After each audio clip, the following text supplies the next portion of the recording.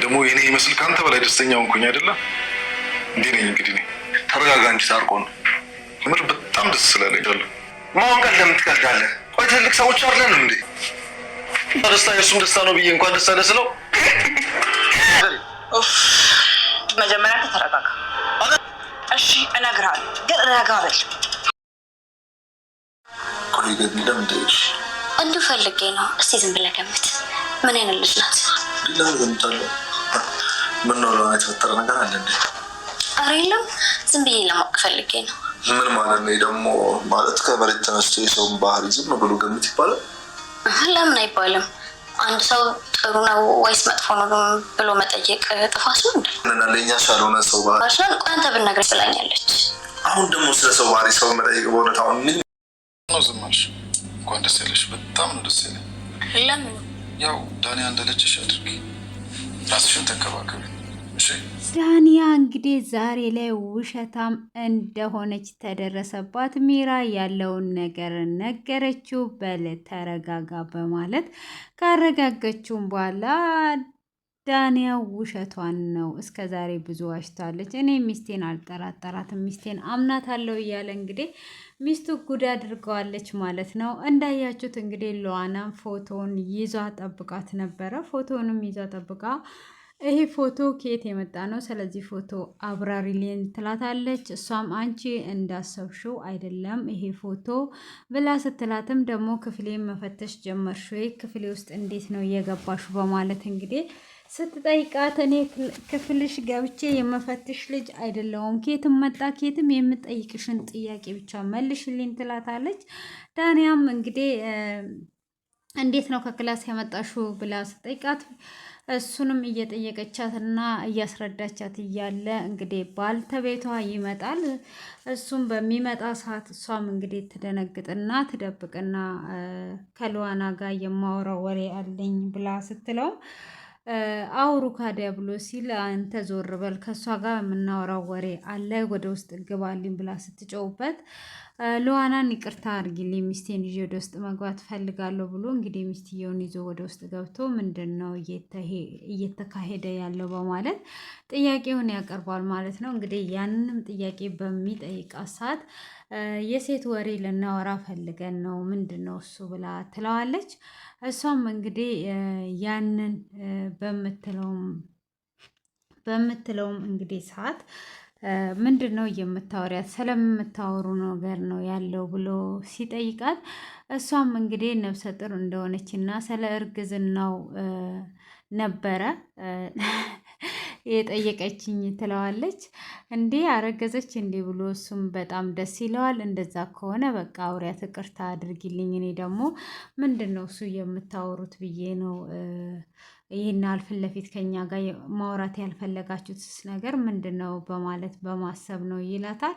አይ እንደዛ ከሆነ ገብተሽ አውሪያት በማለትም እንግዲህ እንድታወራ ያደርጋል ማለት ነው። እሱም እንግዲህ በዛ አይነት መልኩ ካስረዳችውም በኋላ እሺ በቃ ገብተሽ በማለት እንግዲህ ገብተው እንዲያወራት ታደርጋለች። እሷም የዛኑ ሰዓት ሄድና ይህ ፎቶ አንቺ እንዳሰብሽው አይደለም፣ ይህ ፎቶ ተዩ ብላ እና ከየት ነው ያመጣሽው ብላ ስትጠይቃት ሚራ እንደሰጠቻት እና ስለዚህ ፎቶ እንድትነግሪኝ እፈልጋለሁ። ይሄ የድሮ ታሪክ ነው፣ ብታቂውም ባታቂውም ለአንቺ የሚጠቅምሽ ነገር የለም ብላ ትላታለች። እሷም የሚጠቅመኝ ነገር እንዴት አይኖርም ከሌለ ንገሪኝ ብላ ስትላትም ምንም የራስሽን ትዳር ከመበጥበጥ ውጭ ምንም የምነግርሽ ነገር የለም ብላ ትላታለች። ስለዚህ እንግዲህ ምንድን ነው እሱ ይሄ ነገር እየተካሄደ ብላ ትላለች። እንግዲህ እሷም ትቷት በሄደች ሰዓት እሷም አድናንን ገብታ ትጠይቀዋለች። አድናንንም ስለ ዳንያ ስትጠይቀው እሱም እንደማያውቃት ነው እየተናገረ ያለው። እሱም እንዴት አታውቃትም በማለት እንግዲህ ጥያቄዎቹንም ስትጠይቀው ስለሌላ ነገር ምን ያደርግልሻል እያለ እንግዲህ ይሸፋፍናታል። ሉዋና ምን አለበት ቢነግረኝ ጥሩ ነበረ ብላ እንግዲህ ሊነግራት ፈቃደኛ አይደለም ማለት ነው አድናን።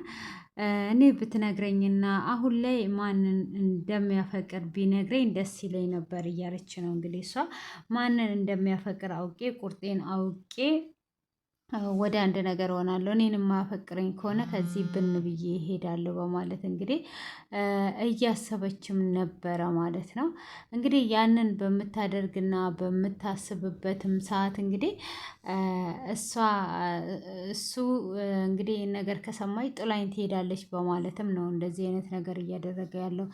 እሷ ግን ጥላው ልትሄድ ሳይሆን ያው ሁኔታውን ለማወቅ ትፈልጋለች ማለት ነው።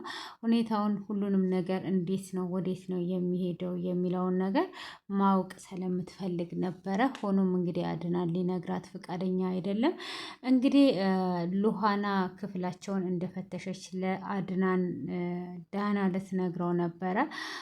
ስለ ሉሃና ወደ ጓሮ በር ጠርታ ሉሃና እኛ ክፍል ገብታለች ብላ ስትለው ሉሃና ምንም አይነት ጥፋት እንዳላጠፋች እና እነሱ ክፍል እንዳልገባች እንደዚ አይነትም ሴት እንዳልሆነች ይነግራታል።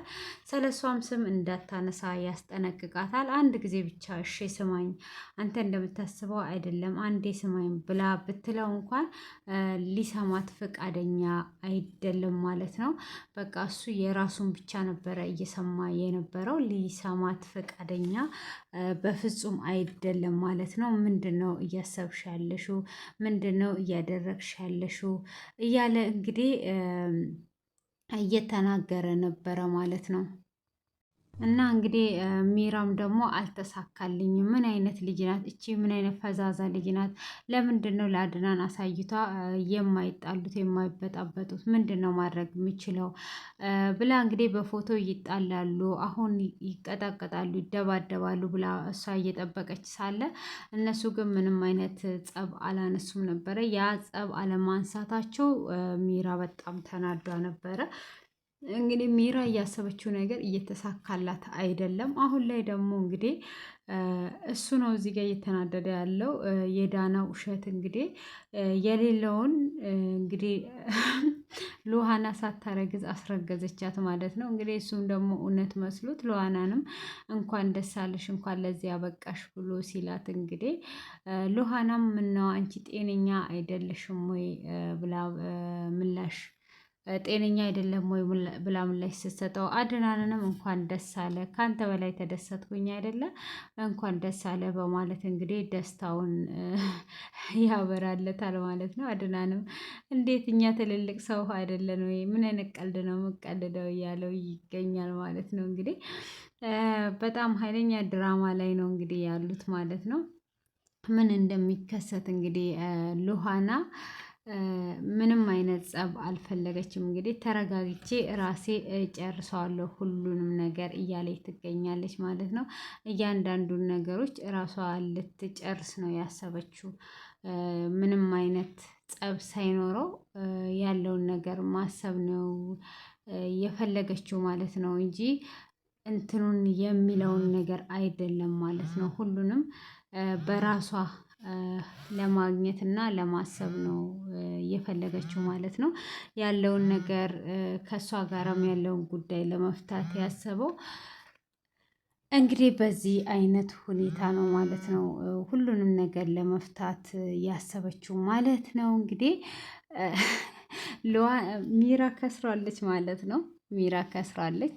ሆኖም እንግዲህ አሁን ሚራ ለሰውየው ስትነግረው እንግዲህ ሉሃና ድንግል እንደሆነች እና ነፍሰ ጡር እንዳልሆነች እየነገረችው ነው ያለችው ማለት ነው።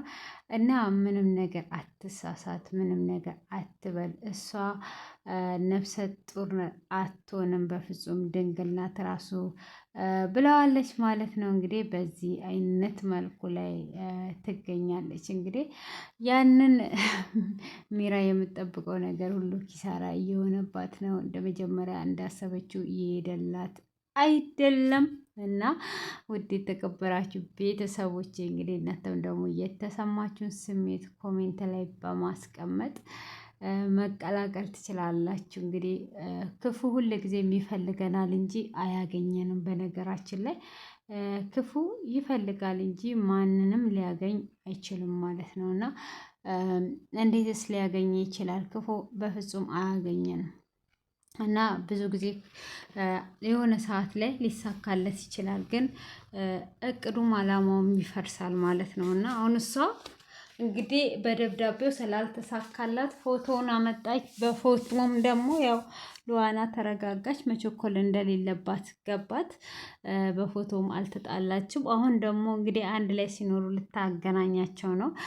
ሉዋና እንግዲህ እዚህ ጋር አድናን እውነቱን ቢነግራት ከሱ ጋር እንደማትጣላ እየተናገረች ነው ማለት ነው። የራሷና የራሷ አላማ ያላት ሴት ናት እና የቸኮለም የትም እንደማይደርስ እንግዲህ ታስተምራለች ማለት ነው።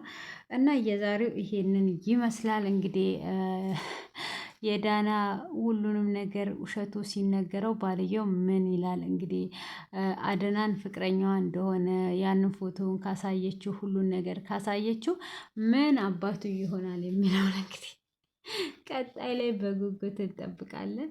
ለዛሬ ያዘጋጀውላችሁ ይህንን ይመስላል። መልካም ቆይታ ይሁንላችሁ። ሴና ነኝ። አመሰግናለሁ።